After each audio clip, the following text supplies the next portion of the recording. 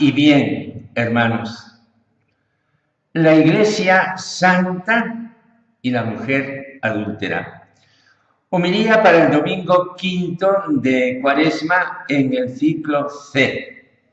Estamos leyendo este año el Evangelio de San Lucas, pero hoy escuchamos una escena de San Juan, que para algunos pues podría ser de San Lucas. Capítulo 8 de San Juan, versículos 1 al 11.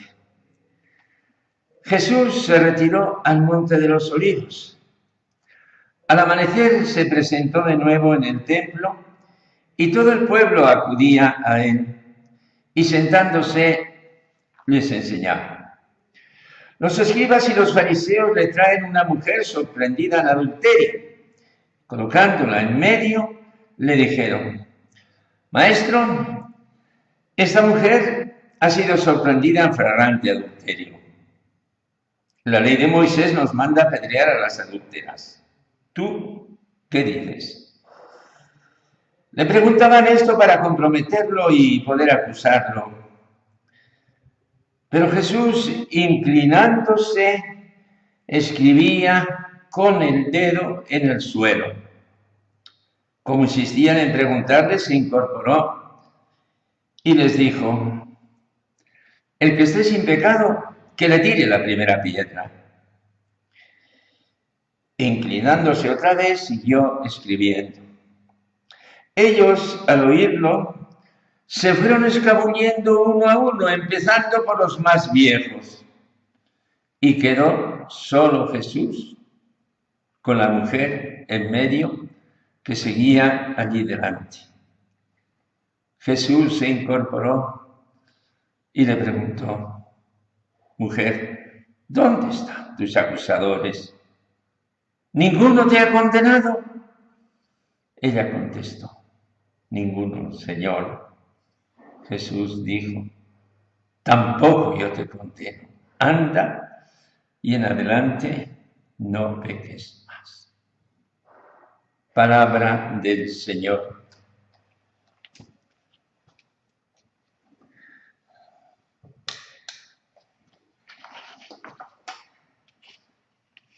Hermanos, la Cuaresma avanza y hoy iniciamos la quinta etapa. Quinto domingo Cuaresma. Desde el primer domingo, como ya alguna vez lo he indicado, recordamos e iniciamos una historia de salvación. La historia de salvación de Dios con su pueblo, condensada en estas 5 etapas. Primero, los orígenes. Estoy hablando de la primera lectura. Adán, una escena de los orígenes. Segundo, Abraham, nuestro padre en la fe. Tercera semana, Moisés, mediador de la alianza. Cuarta semana, el pueblo de Dios ya ha entrado en la tierra prometida. Y quinta semana, hoy se lee alguno de los profetas. Hoy un texto bellísimo de Isaías. Los profetas que son los mantenedores de la alianza de Dios con su pueblo. Pues este es el esquema que vamos recorriendo en Cuaresma, si bien es verdad que nuestras homilías se centran en un solo punto, en el Evangelio. Vamos de nuevo a este Evangelio de la mujer adúltera ante Jesús. Mejor dicho, de Jesús ante la mujer adúltera. Jesús, rostro de la misericordia. La adúltera pecadora humillada por pecadores y salvada por el único justo, por el único que le puede condenar, que es Jesús. Para comprender el alcance de esta escena, que es guía luminosa para la Iglesia, tenemos que situarnos en un contexto y conocer ¿qué significaba para un hijo de Israel el ser miembro de un pueblo santo? Para eso quizás necesitaríamos bastante cultura de exégesis. ¿Cómo poder entender hoy, a distancia de tantos siglos, lo que dice el capítulo 21 del Deuteronomio, a propósito del hijo rebelde, recalcitrante, a los consejos de sus padres, incorregibles. Justamente en este libro del Deuteronomio, que es tan tierno y amoroso, aquí encontramos una prescripción tremenda. Dice el texto sagrado, como si después de que sus padres lo han corregido, él no se corrige, hay que tomar una decisión. Y dirán a los ancianos de su ciudad: este hijo nuestro es terco y rebelde, no nos obedece, es un derrochador y un borracho. Entonces todos los hombres de la ciudad lo lapidarán hasta que muera. Así extirparás el mal de en medio de ti, y todo Israel lo oirá y temerá. Y así salvaremos la comunidad santa de Dios. Hermanos, no es el caso hacer un comentario de este texto, sino que lo traigo a nuestra consideración para hacer también una comparación con lo de la mujer adulta. Ignoro si esto llegó a cumplirse o quedó en una especie de símbolo sagrado de lo que aspira a ser la comunidad santa de Israel. Yo pienso que no se había cumplido esto. Jesús quiere que la comunidad de Israel, del verdadero Israel, sea una comunidad santa. Esto significa el haber tomado en sus manos el látigo para arrojar a los vendedores del templo y echar por tierra las mesas de los cambistas, cosas permitidas por las autoridades. Allí se cambiaba el dinero y con dinero israelí se podía pagar los tributos del César, dejando a un lado el dinero pagano. San Pablo, de su parte, lo cito como ejemplo, cuando se entera de un gravísimo escándalo que ha habido en la comunidad de Corinto, que se trata de que alguien vive con la mujer de su padre. Este redondeo parece que está significando que vive no con su madre maritalmente, sino con su madrastra. Se enfurece y desde lejos expulsa de la comunidad a quien ha hecho semejante barbaridad. Y les escribe: en la carta que os escribí, una carta anterior, os decía que no os juntarais con los inmorales. No me refería a los inmorales de este mundo, ni tampoco a los codiciosos, a los estafadores, idólatras. Para eso tendríais que salir de este mundo. Lo que de hecho os dije es que no os juntaréis con uno que se llama hermano y es inmoral, codicioso, idólatra, difamador, borracho, estafador, con quien sea, ni compartir la mesa. Y unos párrafos después, en esta misma carta, primera a los Corintios, estoy citando el capítulo 5 y el capítulo 6. ¿No sabéis que ningún malhechor heredará el reino de Dios? No os hagáis ilusiones. Los inmorales, idólatras, adúlteros, lujuriosos, invertidos, ladrones, codiciosos, borrachos, difamadores o estafadores no heredarán el reino de Dios.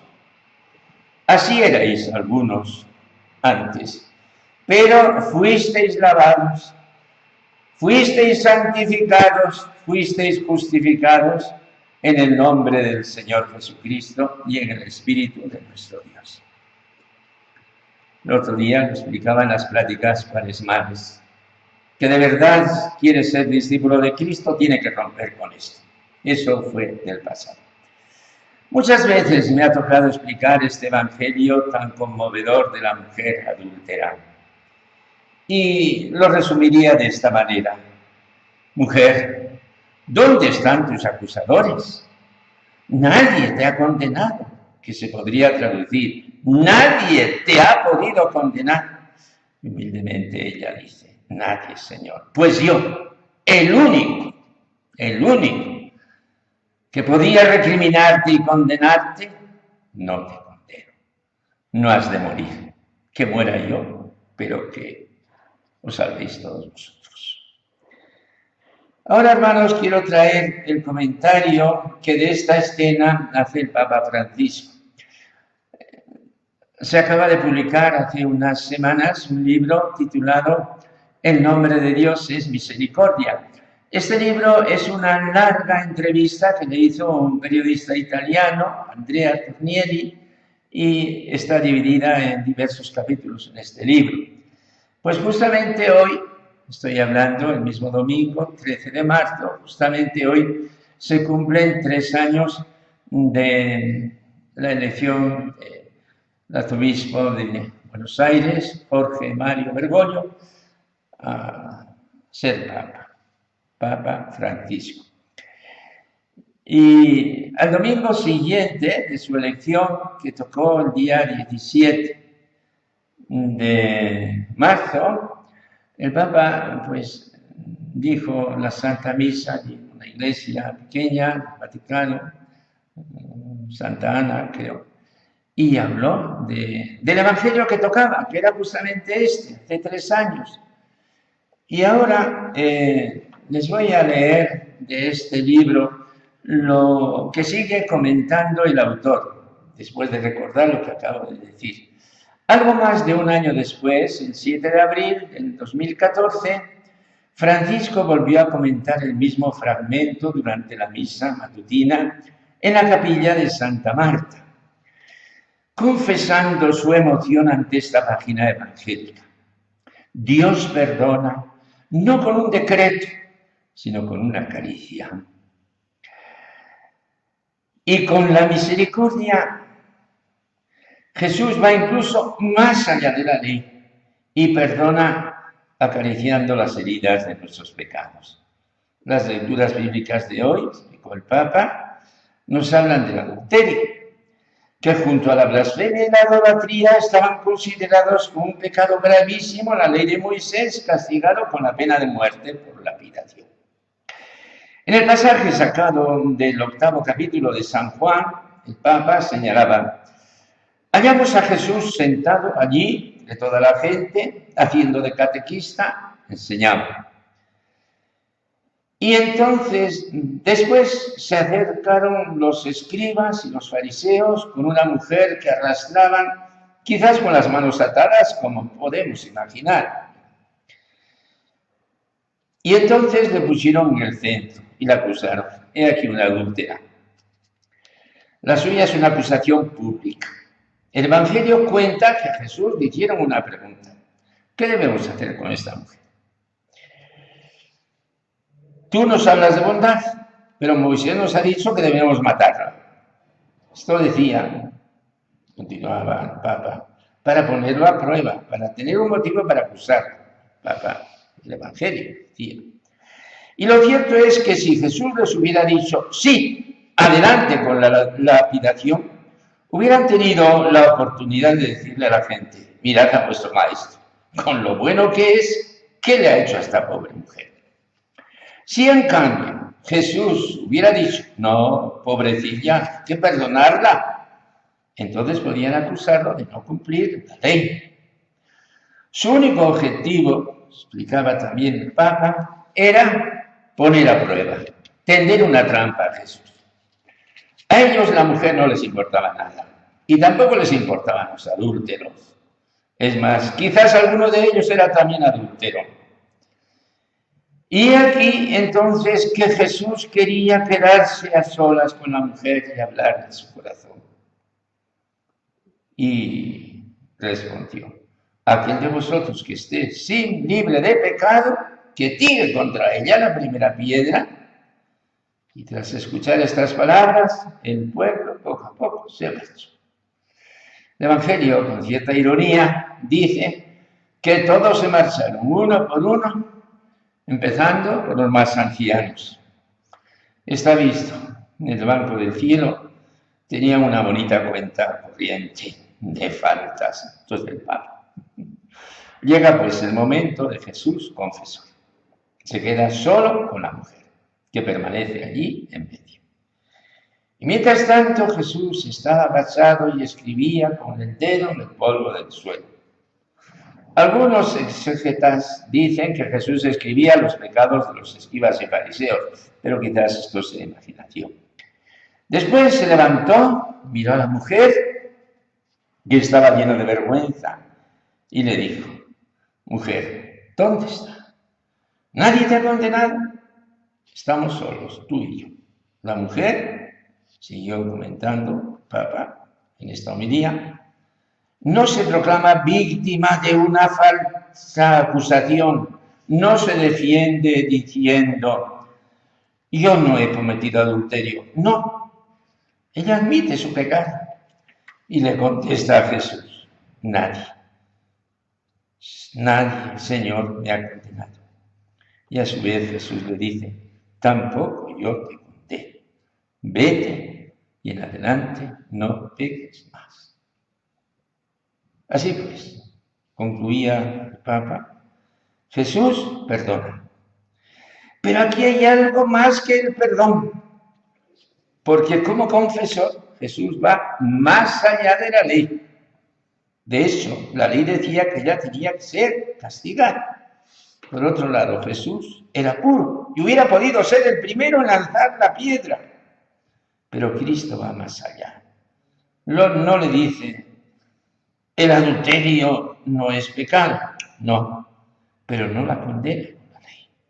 Precisamente ese es el misterio de la misericordia de Jesús. Hermanos, continuaba el Papa, pues no podemos continuar más. Vamos a concluir con una oración. Señor Jesús,